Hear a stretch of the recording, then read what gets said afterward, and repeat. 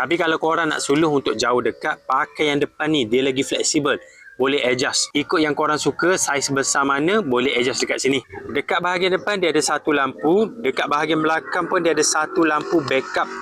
Lampu belakang ni yang basic saja, boleh guna untuk suluh dekat saja. Sebab cahaya dia ni tak boleh adjust dan cahaya dia ni jenis luas. Jenis ni dia datang dengan tali macam ni. Jadi korang boleh gantung dekat bahu.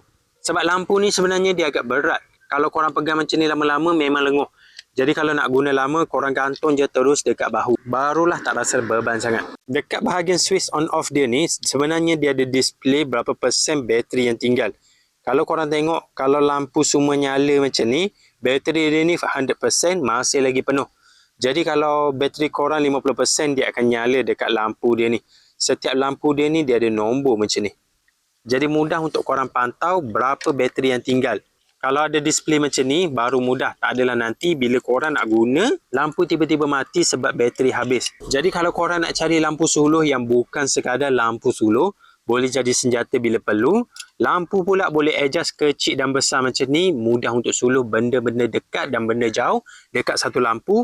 Korang boleh cek lampu yang ni. Jenis rechargeable, bateri besar, lampu terang. Korang boleh cek dekat link video.